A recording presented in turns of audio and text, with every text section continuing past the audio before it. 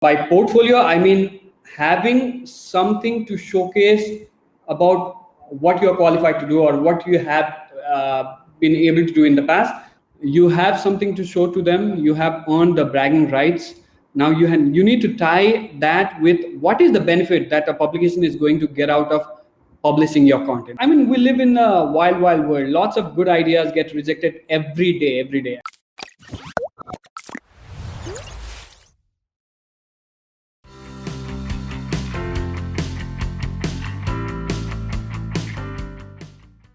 Let's define top publications. Top publication can mean anything to or different things to different people based on what you're trying to achieve. For example, if you are a full-time marketer or if you're part of a marketing team in your company, most of the top publication in your niche are websites that have, say, a domain authority of higher than 80, or a website traffic of more than 5,000 visitors per month, right? Those kind of things define top publication in marketing niche in general. The mileage may vary according to you, but then for non-marketing context, let's say general purpose media publications like Forbes or Entrepreneur or Inc. magazine or even The Verge. These are not necessarily into marketing and SEO. They are more general purpose. And for you to guest post on these platforms, I think these are top publications because they have a thought leadership angle to it. It's not necessarily about SEO and marketing. Now that we have defined top publication, let me dive into the process. So the formula, this is just a simplification of the process that I'm going to talk about in during this entire presentation. By portfolio, I mean having something to showcase about what you're qualified to do or what you have been able to do in the past, so that you can structure your pitch accordingly, right? And the second part of the process is offering value to the publication or the person you're pitching your topic to for guest posting. And the last one is being persistent about the process, being committed to the process, and being basically not giving up soon and figuring out a system to do it. Basically, there's no one size fits all to this, so you'll have to figure out your personal favor of approaching this formula based on what you discover interacting with different people. So let's go into the elements one by one to explain what they mean. First one, showcasing your portfolio. Now, what do I mean by that? The portfolio aspect of things is important because without a point of reference of what you have been able to do in the past, it's very hard for people to believe what you are able to deliver, what you can deliver, right? So you have to have some kind of work to show to people you're going to pitch. I would suggest you start building a set of high quality content and make it accessible online. It could range from publishing in your own website or LinkedIn handles also. Now, I know many of you here today are either new to this or have not guest posted or guest blogged in the past. So here is what I would suggest you do. It's fairly simple, guys. You can just create your account on medium.com. It's a publication platform. So create an account on medium.com and write on topics that you are most comfortable with, or that topic where you can speak on for hours at end. And once you do that, once you publish the article on your Medium page, now what you have to do is you have to find publications on Medium. These are pages on Medium which have high traffic, high visibility across the platform. You can find publications that align to the topic that you have just written for and then publish it there. It does go through the approval cycle, but these are fairly low-hanging standards, so you can definitely do it if you have the fundamentals right. Like I said, high quality means well researched, well structured, and read worthy articles. If you have the fundamentals set right, these publications are fairly easy to get. It's very hard to name medium publications that cater to everyone's needs because we come from a wide range of background. But I'll try my best to give you an idea of what are some of those platforms.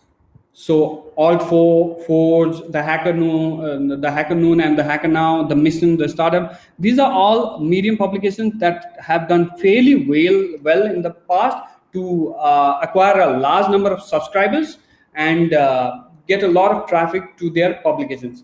And they are always looking for new kind of content to add to their repository. So that's why I said if there's a demand of content, you can always pitch in your content. If you make their job easier, you write on Medium and then add it to the publication, and there's no way it should not be approved, is what my experience is.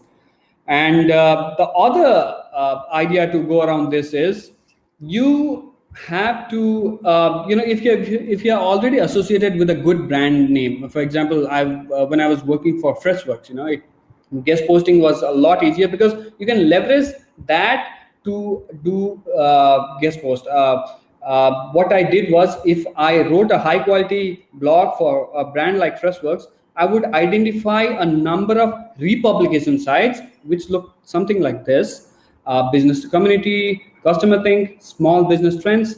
And if nothing works out, LinkedIn is always there, right? Your personal LinkedIn page.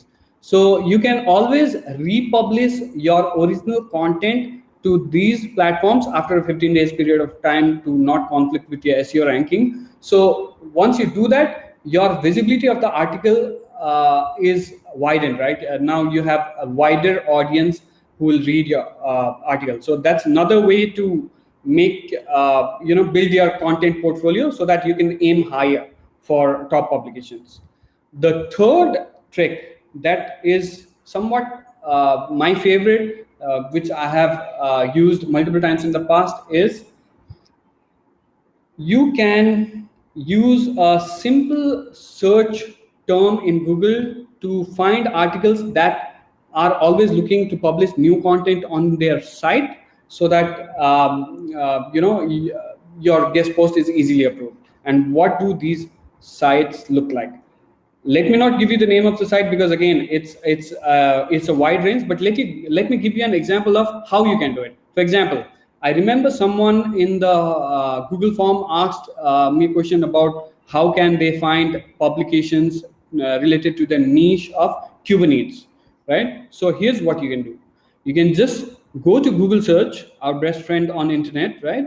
And then you can put your niche in quotes, and then put a plus mark, and then type for write for us in double quotes again, and then hit enter. And this is what you will get. And again, this is specific to Kubernetes niche, but then this can apply to all the niche. Trust me, I've tried this many times, and this is definitely a source of finding publications that are always looking for new content in that niche, and you can definitely pitch them. This is fairly low hanging. It should not be a problem at all. Now, that's laying the first brick in the process of getting your guest post approved by top publication. And this is a mini cycle of how to get your guest post published. I'm not saying these are the top publications. We are getting to get there. But if you can have your content published in these websites, I think you have accomplished some level of guest posting on top publication. But then again, I would say this is just the first step. Now, the second step, I think, is very important for us to know, which is to offer value. Now, when you're pitching to a publication, right, you have something to show to them. You have earned the bragging rights. Now you need to tie that with what is the benefit that a publication is going to get out of publishing your content, right? You have to make it very clear. Again, from a marketing perspective, this is easy for you if you are currently associated with a brand. For example, when I was with a brand like Freshworks, it was so much easier for me to pitch for guest posts like Sales Hacker or Opt-in Monster, because I reached out to fellow marketers in those companies and I said, hey, this is a good link building opportunity for you and us both. And it made, it was like a co-marketing opportunity because I identified brands that were not conflicting directly with the brand that I was working for, but we complemented each other in the same domain, right? It's in the same ecosystem, same market, but we're not fighting for the same piece of pie. So once you do that, you can also offer them other kind of value. For example, saying, hey, link building is one option. My domain authority is this much, and we also have a social media following in Twitter of say 2000, and we have a newsletter that goes out every month with a subscriber base of 2500. So you can rest assured that if you publish my guest post and give us a link, we will we will take care of the distribution part to our audience, and that will help your brand also, right? So those are some of the values you can offer. You can also say, hey, this is the keyword that I'm going to target for the guest post that I'm going to pitch, and here is what it looks like. The search volume is this much, the difficulty level is this much, this is how the outline should look like. Always do your homework to try and make the person's job easier, so that it doesn't come across as a half done homework. That I would strongly recommend you don't reach out to people or publications saying, hey, I have this idea in mind, can I just guest post for your publication? That doesn't work, because it doesn't say a lot, it doesn't make you look prepared. So I would always say, go prepared with an outline, with whatever keyword research that you can do if you are aiming to do a SEO based guest blog, and then reach out to these publications after you have done your initial homework, and also mention them how the audience of the website is going to benefit from it. For example, if you are reaching out to publications like Forbes again, right, or marketing in Asia, you can tell them, see, this is one topic that I don't see you have covered in your publication, so this adds a fresh angle to that topic, and this is the reason why your audience is going to love. Once you make that benefit relevant to that top publication, I think it makes your job a lot easier. So you just have to remember not to waste the person's time that you are reaching out to. Make it quick. Don't have drawn out pleasantries and desperate asks. um, you can ask, you can exchange all the thank yous and sorries at length later if things move forward, right? So don't sound like you're begging them for a guest post, or on the other hand, don't sound like you are the best marketer after David Ogilvy, right? Make it look like a win-win for both parties. That's another thing. So I was going to say, be prepared, do your homework, adapt to the style of the publication.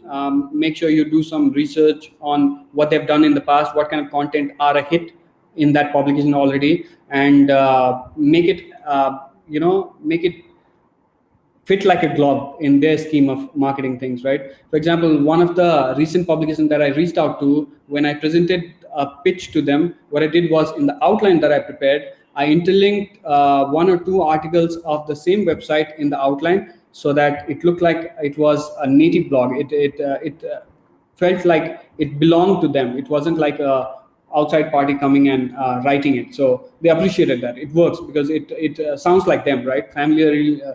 It looks very familiar. So that's another thing. I'm heading towards the end of the formula. If you remember, the first two components of the formula was offering, showcasing your portfolio of what you have done in the past, or what you're capable of doing, and second was what value can you offer. And yes, Hari, you're right.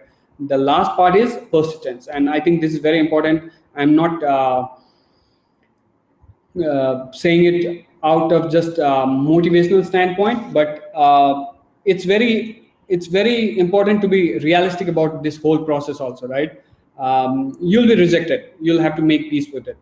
There's no two-way about it. No matter how hard you have worked in the past, what great articles you have written, it's just how the marketing world operates. You are not going to get approved for every pitch that you're going to send out, so you'll have to develop a system around it, and you also have to be sane about it. So sometimes your pitch will be accepted in a heartbeat. That's also the good side of it. Other times, not so much. It requires multiple handoffs or multiple touches with the same person at different occasions. So you have to keep at it, follow up after 3 4 days minimum. And remember that you have to identify the right people to reach out to. Now, what do I mean by that? If you reach out to editors of a publication, I think it's a little tricky because their hands are already full overseeing so many things that they are supposed to do. But what I've done in the past and what has worked for me is, if I reach out to a SEO person in that publication, for example, I pitched to this design company based out of Australia a few years back. What I did was, I went to their LinkedIn page and I went to their people section where all the people employed by that company are listed. And I found a couple of marketers in the people section of the company page, and I reached out to them. I sent them LinkedIn message saying, hey, I want to explore co-marketing opportunities with you. Let me know if you are interested. And here's how it works. Here is why I think it works. Because for a SEO person in that company, right, it's their full-time job to find link building opportunities. The more links they build, the better they look in front of the managers and the better their work performance. So reach out to the right person, reach out to like-minded marketers, reach out to SEO people, and maybe do some initial pleasantries if you want, not very drawn out, but then get to the point quickly and say, this is why I think this co-marketing makes sense, this partnership makes sense. And it has almost always worked for me if they are marketing people, right? And see, the other thing about this is, like-minded marketers will never reject a good networking opportunity, even if it doesn't pan out into a guest blog, but it always pans out to be a good networking opportunities. I mean, think about how many LinkedIn invites, connection requests do you get every day, or every month, or every week, right? A lot, right? And do you reject them? I don't think so. I think we all are always looking out for better opportunities to expand our professional network, to get to know other people from other parts of the country, other parts of the world, who also do the same thing that we do, right? So they'll never reject a good networking opportunity. And if you're pitching directly to these people, you shorten the cycle of approval, and they also speak in the same language you speak, so it just makes your job easier. And the other thing that you can do if this also doesn't work out is, go to the top publication that you are trying to publish your guest blog, and find a few authors who are not part of the company but who have guest posted in that top publication. And now what you can do is, again, reach out to them on LinkedIn and say how much you love the content. It has to be a genuine compliment, obviously, right? And you can say, hey, I love your content, and I am wondering how did you get your guest posting made possible in this top publication. I would appreciate a tip or a two, right? I think it works really well because most often than not, people are flattered when somebody reaches out to them for advice. And either they can do that, or they can make introductions to the relevant person in the company, saying, hey, this is the person who I got in touch with, and this is how I was able to guest post on this platform. So this is another uh, idea. Last thing,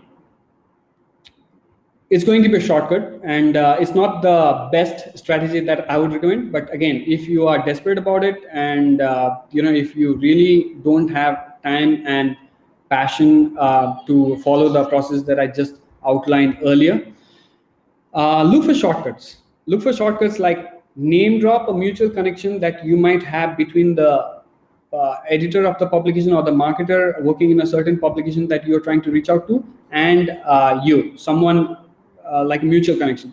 And then say, hey, I'm surprised to know that you're also a connection with this person. I'm also. So it breeds familiarity, right? It makes you look credible, makes you look like you're someone in their network, someone part of their extended network. So it's a nice breaker. So name drop brands you've worked with, for example. Again, it builds credibility. Name drop people that you have worked in the past who might be familiar to these people, or name drop common connections. It just makes it easier. The other thing is, a few publications, it might not apply to all the top publications that you're targeting, but a few publications out there which are more general purpose, they might be open to accepting payments to publish a blog. Again, like I said, it might not be the best strategy that I can recommend, but if you are really hell-bent on getting your name out, why not, right? So spend money on publishing your articles. um, Look at it as an investment opportunity, right? You do something today, and then it comes back to you later. Later people will ask for your guest post and are willing to pay for it. So that's another shortcut that you can take. Now, we just talked about being very realistic about not being accepted to all the channels that you might pitch to, right? You have to really be stoic about these things. Just extending the topic of, what if you still fail, what if you still what if you pitch to 15 people or publications or editors and your idea still doesn't get approved. I think that's a good thing. And I mean, we live in a wild world. Lots of good ideas get rejected every day. I mean, you must have heard stories about the 12 times J.K. Rowling, author of Harry Potter, getting rejected by publications, right? And you must have heard of stories about Airbnb founders ideas being rejected at least twice or thrice. Dropbox got rejected, and there was this company called Adaptive Insights, if I remember correctly. you know Investors rejected their pitch for more than 70 times. Can you believe it? And these were all and the company grew up to be a billion-dollar startup later, right? So I mean, these are all billion-dollar, million-dollar companies. And I mean, come on guys, we're just talking about guest post here. So it's not the end of the world. It's actually a good thing, and let me tell you why it's a good thing. uh, in today's day of self-publishing, when people are in dire need of more and more content, everybody is looking to publish more content and create a volume of content for marketing them or marketing their brand or getting the personal branding out. Having a pile of content that other people have rejected is a good thing that you can channel correctly. Like, you can add more fuel to your personal branding by making those content work for you in the media, in the platform that you own, right? um, See, what happens is,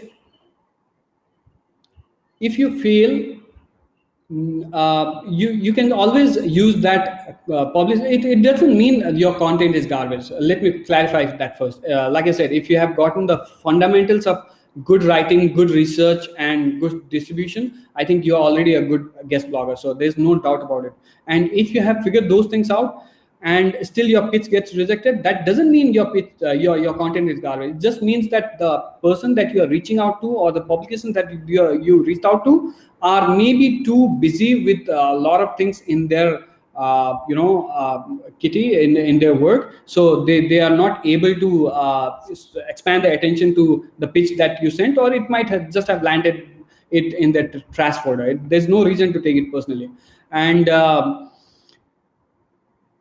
what you can do to circumnavigate those kind of situation is, you can always self-publish it in Medium page, your own Medium page, like I said. Or if you have a personal website, or if you have people in your network who own a website, where who will accept your guest post in a heartbeat, share it with them, publish it with them, and make it useful, make it SEO optimized so that it ranks, make it work in the long term, and then share it with the people that you reached out to, who might have ignored you in the first case, right?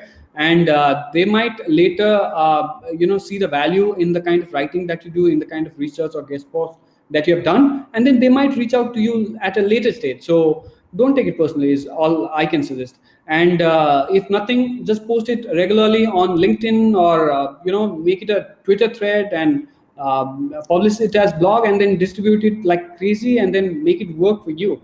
um, what happens a lot of times, these publications, when they don't publish a content, is, like I said, they might already be busy with the work, or they are skeptic about taking new authors in to rope in new authors because they don't have a working relationship with you, right? And if you look at the flip side, there are a lot of garbage content out there in top publications also, like Forbes and Entrepreneurs, and in just because the authors have a good rapport with the publication or the editorial desk in that publication. So it's not a matter of rejecting content because of low quality. It's just a matter of rejecting just because they see you as a stranger, and there's no relationship built yet. So you have to work on building that relationship.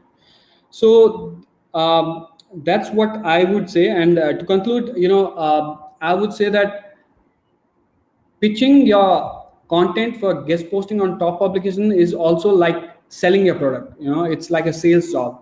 Like my podcast co-host Yagneswaran keeps saying, it's a account game. It's not a volume game. You have to live one day at a time. You have to take it one day at a time and go deep instead of going wide.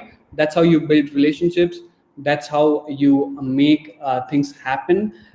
Instead of spraying and praying, you have to go deep and understand what the other person is trying to do, and then help them achieve those goals. And that's how you create a synergy between what you are trying to achieve in your goals, and how can you help others by trying to achieve your goals. So that's the end of my presentation.